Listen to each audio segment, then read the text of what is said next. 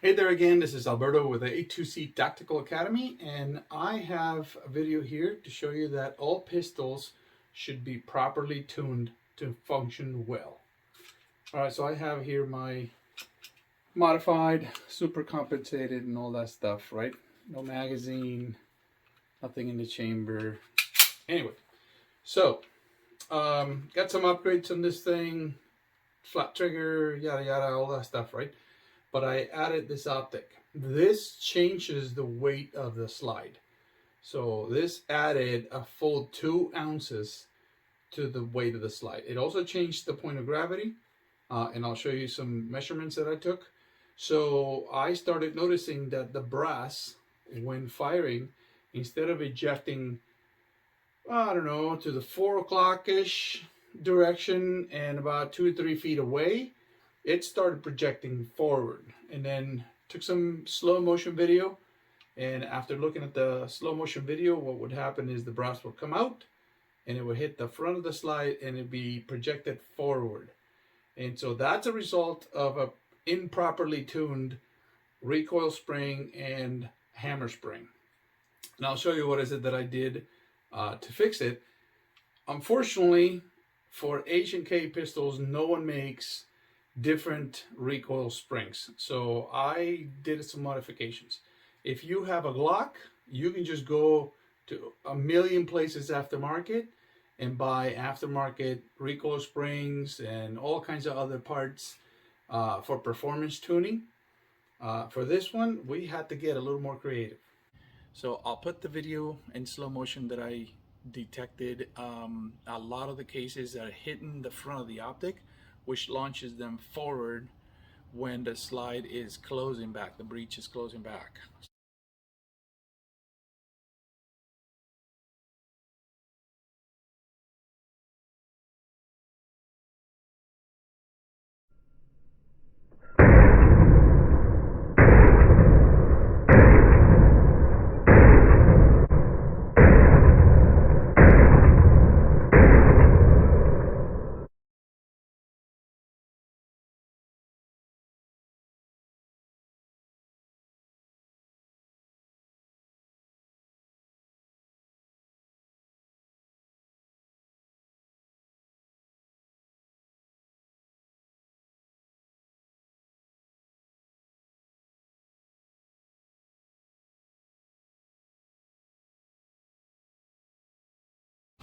For these guys and the VP line of pistols, you got this little assembly here.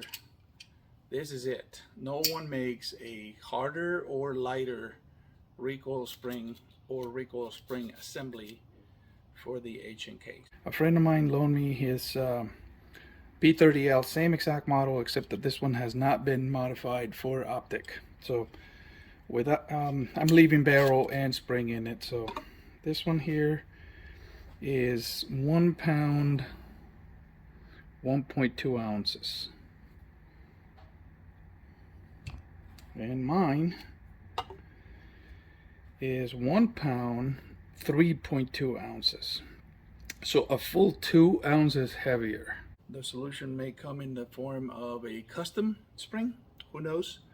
Or maybe lightening of the slide, maybe some cutting here to just reduce weight and mass of the slide, since it gained about 2 ounces with the addition of the iDot system from Right Armory and the Holosun enclosed red dot. So recoil spring, and I ordered a new one just so that I don't screw up the factory recoil spring. I'm going to play with this one so I can, if I destroy it, if it doesn't work, then no harm done. This is the original one, and you gotta take this washer to take it out and compress this little fork right here. I found out that electrician's tools like this one work really well with it, so I'll show later on how to take it apart and put it back together. But this is the bushing, this is the guide rod that holds into the barrel. Get this out of the way. So the bushing goes this way, the spring goes this way, and then this thing holds everything together. So, brand new from HK Parts. It's a spring, recoil spring. Measures 97 millimeters, no, actually 103 millimeters long. And this is the one that came with the pistol, factory pistol. You can see here, it's a little shorter. It's 97 millimeters long. So I'm gonna cut this one. I'm actually gonna cut it slightly shorter than this because so I'm going to experiment a little bit by cutting it maybe, I don't know, maybe 2-3 millimeters shorter, maybe one turn shorter than this one. Try it out. If not, then come back, cut one more, and so on and so forth until I find one. The unfortunate part about this whole thing is nobody makes a reduced force recoil spring for this thing. All right, so when this thing is installed, it measures about 5.5 pounds to start moving it, and at its fully compressed, you know, when the barrel is completely at slide open locked, it measures about 11.5 pounds. This new one here, due to it being longer, measures more like 6 and 12.3 at the same lengths. So if I was just install this one here and compress it and put the washer where it needs to go, I'll end up with a 12-pound spring instead of an 11-pound spring. I want to get to a 10. So, all right, here we go. So to cut this thing, you have to mind a few things when reshaping and cutting springs. One is this spring has a flat sided, right? So if I just cut, let's say a couple of turns on this and I don't flatten the end, then this is going to coil twisted. So I got to reshape this part. The other part about it is you got to note that, let me see if I got a screwdriver here. The spring ends right here, so I'm going to keep this at the 12 noon, if you will, and it ends in the same position. So I can't make it cut and end it in a different position because that would change the spring properties. So I have to mind those two things. And then this is a flat spring, not a piano wire or a music wire type spring, so I'm going to use aviation snips for it. My factory spring measures 97 millimeters long. I'm going to cut this one down to 92, which basically gives me 5 millimeters shorter. Hopefully that's enough reduction in poundage to accomplish what I want to do. If not, I still have room to cut it a little more and then go from there. So 92 millimeters and mark it.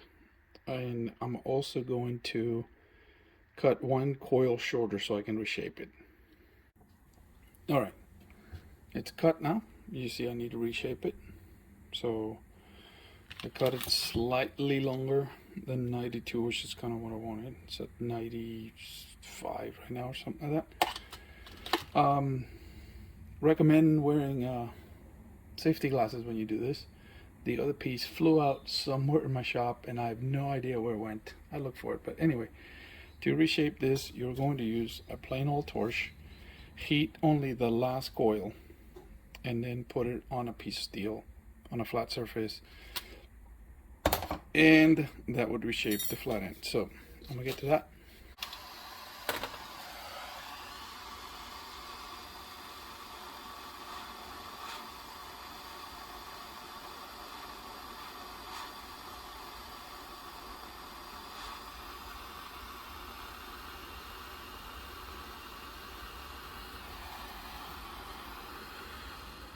It's a very quick process.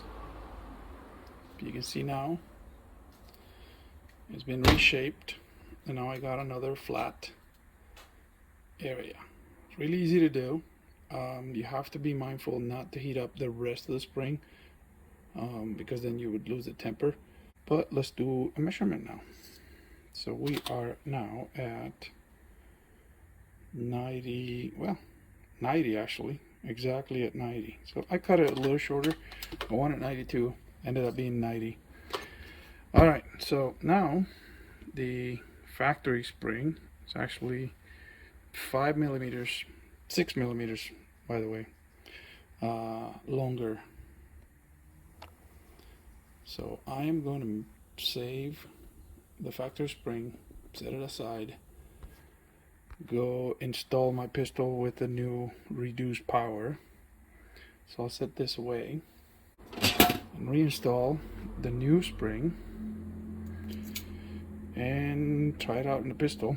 Alright, so the installation. This little fork, this little tuning fork thing has to be compressed just enough. There's a lip here where this washer will get trapped, right? So what we're going to do is put this in here, compress the spring. I'm going to use electrician's tools for the insulated part right here. So compress it just enough.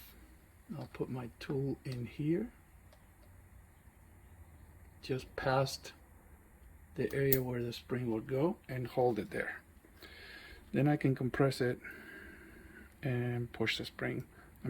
Push the washer right in there. Now I can remove this and we're good to go.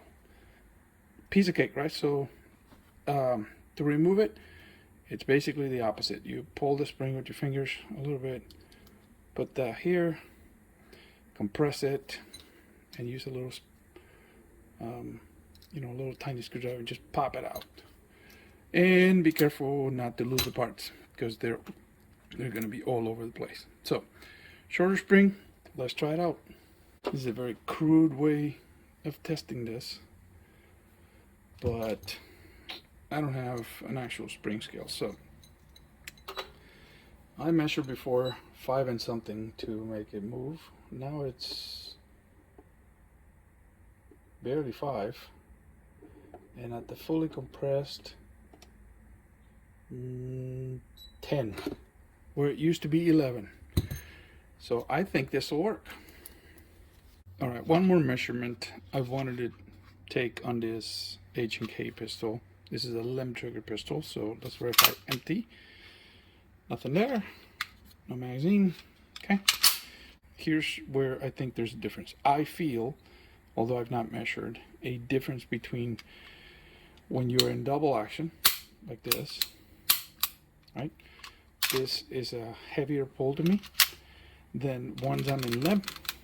In limb trigger mode, there's almost no weight to get to this point. So this feels a lot lighter to me. Because the hammer is pre-cocked, let's say, right? I'm just going to release it here from the wall. The hammer spring, which is housed right here, is already compressed, ready to go. So this pull is basically the result of only the recoil spring, which is right here. Once I fire it, this is going to compress both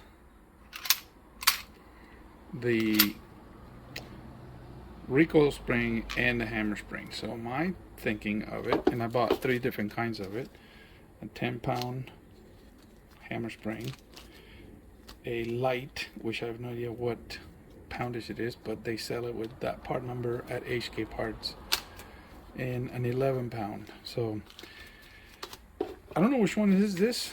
I'm gonna try to measure it, but I'm gonna put the lightest one, 10 pounds, unless I measure this one as lighter, and then I'll put that and see what happens.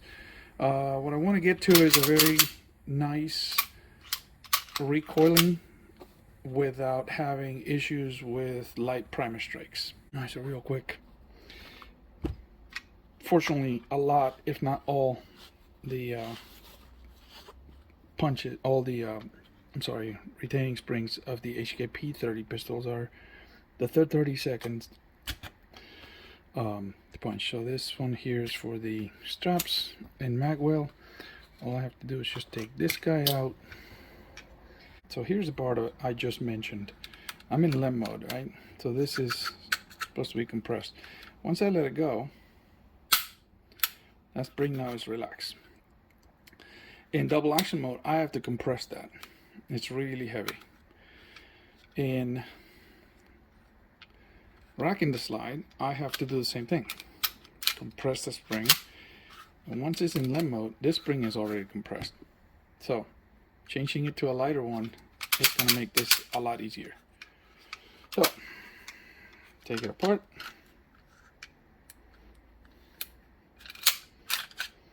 Set that aside. Oh crap, I forgot something. You have to have it in here to let it go. Anyway, easiest way I found to hold this is just hold this piece, push the pin right there. There it is, don't lose it. And then be careful releasing it because it's under tension. So here's the spring. Comes off really easy. Set this aside. Alright. Going to find a little tiny screwdriver. Put this in there, put a washer, peace pipe, so I can hold the washer in there and measure.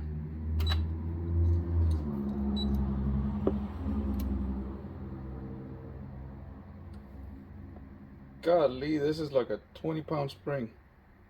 This is ridiculous. It takes 10 pounds just to get it moving. And it holds at like 17 pounds. Ooh, maybe I should put the 11-pound spring. Let's try this guy. That's a little much. Again, this is trial and error, so I'm going to save the factory spring intact so I can put it back and save these two separate as well. So I'm going to go with the 11-pound spring, just arbitrarily, right? There's no really rhyme or reason for it. So put that guy in there, put the spring retainer, there it goes. Then where's my armor block? Here it goes. You gotta put this guy in here. It's actually easier if you tense this. Let's see if I can zoom in a little more. If you tense this and help yourself with, I'm telling you, it's hard. Alright, so just have it there. So for now I'm gonna test this before I assemble it, just to make sure it's right.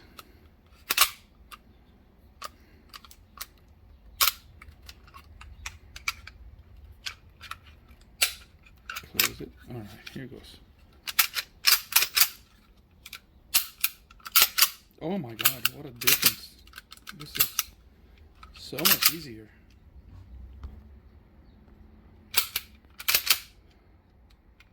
So much easier. Alright, let's measure that.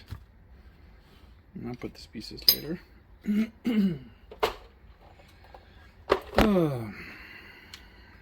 Two, here it goes.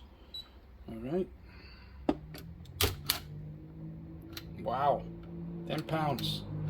10 pounds is all it takes to rack it. I'm happy. I gotta go to the range now and test it.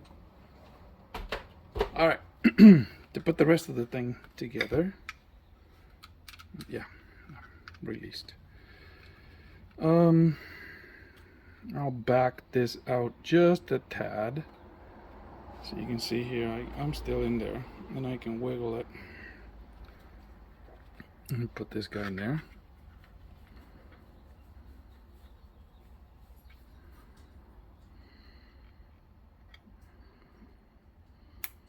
There it goes.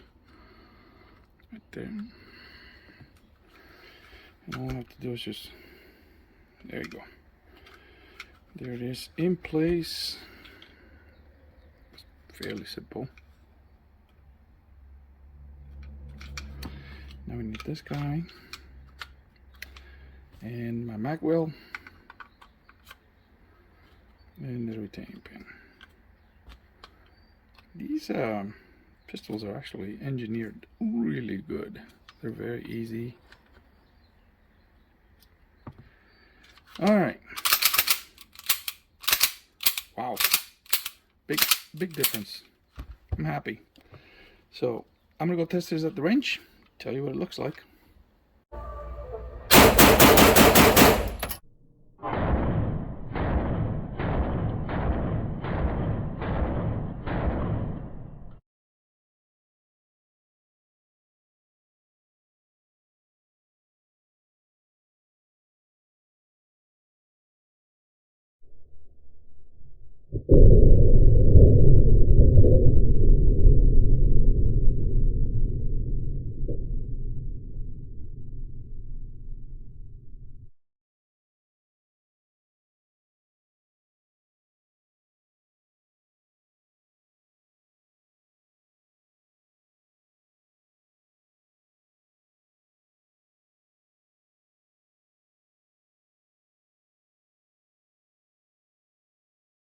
Thanks for watching. If you like the content, please like and subscribe. I will be posting videos about how to make your guns better, how to accessorize it, some reviews, and then mostly tips to get better at your shooting.